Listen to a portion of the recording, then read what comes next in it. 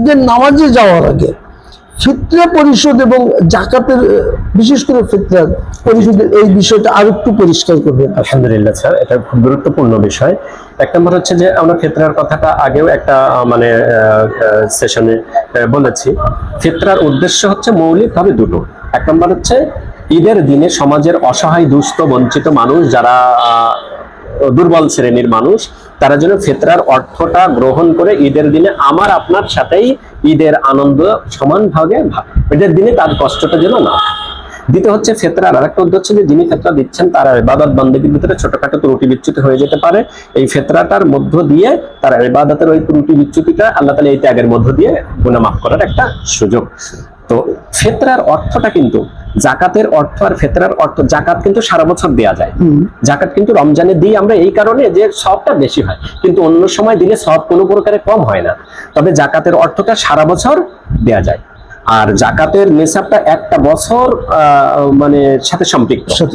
মানে এক বছরের আয় ব্যয় করার পরে যেটা উদ্বৃত্ত তার নিসাব পরিমাণ হলে তখন জাকাত ফরজ হয়। কিন্তু ফিতরার নিসাবের ভিতরে আর জাকাতের নিসাবের ভিতরে নিসাবের পরিমাণ একই, তবে সময়টা ভিন্ন। ফিতরার নিসাবটা এক বছর পূর্ণ হওয়া লাগে না। ফিতরার সময়টা হচ্ছে যে ঈদের দিনে নামাজে যাওয়ার আগে যদি আমার কাছে নিসাব পরিমাণ অর্থ, দুইটা কথা বলা হয়েছে, নিসাব পরিমাণ অর্থ থাকে, অর্থাৎ ওই যে আমরা যদি রৌপ্য ধরি তাহলে প্রায় 2,23,000 থেকে 2.5 লাখ টাকা আসবে। এখন এই পরিমাণ অর্থ যদি কারোর থাকে ঈদের দিন, তাহলে তার উপর ফিতরা ওয়াজিব। এবং ফিতরাটা কিন্তু ওই ছোট্ট শিশু বাচ্চা থেকে আজকে ঈদের দিনের শুভে সাদিকের আগেও যে জন্মগ্রহণ করেছে সে থেকে শুরু করে ওই পরিবারের সকলের উপরে, তার অভিভাবকের উপরে বর্তায়। এটা পালন করা ওয়াজিব। দ্বিতীয়ত হচ্ছে যে ফিতরার অর্থটা সঞ্চয় করে গচ্ছিত করে রাখা, এটা সুন্নাহর খেলাফ। সুতরাং ওই দিনে দুস্থ মানুষ যদি এই ফিতরার অর্থটা না পায় তাহলে তো সে তার উদ্দেশ্যটা হাসিল করতে পারছে না, সে অভাবেই ঈদের দিনে থেকে ঈদের আনন্দটা তার মধ্যে বিরাজ করছে নেই। এজন্য ফিতরার অর্থটা রেখে ব্যয় করে দেয়াটাই সুন্নাত, এবং রেখে দেয়াটা সুন্নাতের খেলাফ।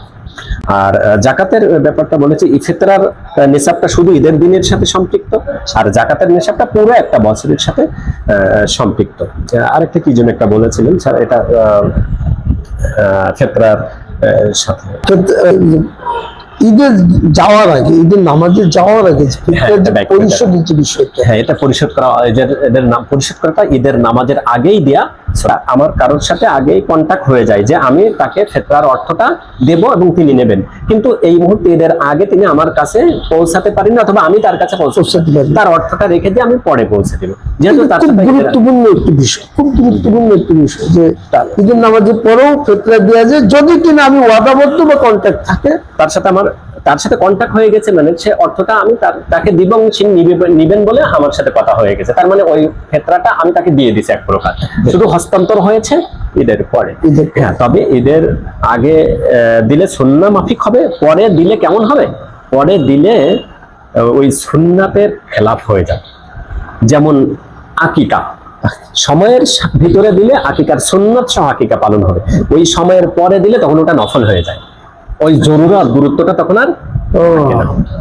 সম্মানিত দর্শক মন্ডলী, আপনাদের এরকম আমাদের মুসলিম সমাজে ইসলামী ছোট ছোট বিভ্রান্তিকর অসঙ্গতিপূর্ণ প্রশ্ন বা অজানা কোনো বিষয় যদি আপনাদের থাকে, বিশেষ করে আমরা পবিত্র রমজানের শেষ দশকে চলে এসেছি এবং হয়তোবা আল্লাহ যদি রহম করে আমরা কেউই জানি না আগামী শুক্রবার অথবা শনিবার পবিত্র ঈদ উল ফিতর হতে পারে। তো এই সম্পর্কে যদি কোনো আপনাদের প্রশ্ন বা জানার বিষয় থেকে থাকে আপনারা কমেন্ট বক্সে লিখবেন এবং আমাদের যারা মোহাম্মদ আবুল হোসেন ভাই, আমরা তার কাছ থেকে উত্তর নিয়ে আপনাদেরকে জানিয়ে দেবো ইনশাল্লাহ, আশা করি। আর আপনারা আমাদের সাথে থাকবেন। আমাদের জন্য আমি শেখ শাহজাহান আলী শাহিন এবং আমাদের সাথে আমাদের তুলসীডাঙ্গা কেন্দ্রীয় জামে মসজিদের খতিব জনাব মোহাম্মদ আবুল হোসেন ভাই ছিলেন। আমাদের সকলের জন্য আপনারা দর্শকদের কাছে আমরা দোয়া চাচ্ছি, আপনাদের কাছ থেকে দোয়া চেয়ে বিদায় নিচ্ছি, আপনাদের জন্য দোয়া করি। এবং আমরা আমাদের আজকে অতিথি জনাব মোহাম্মদ আবুল হোসেন ভাই, আপনাকেও সালাম এবং বিদায় জানাচ্ছি। আসসালামু আলাইকুম। জি, আপনাকেও শুকরিয়া এবং সালাম জানাচ্ছি, দোয়া জানাচ্ছি। আসসালামু আলাইকুম।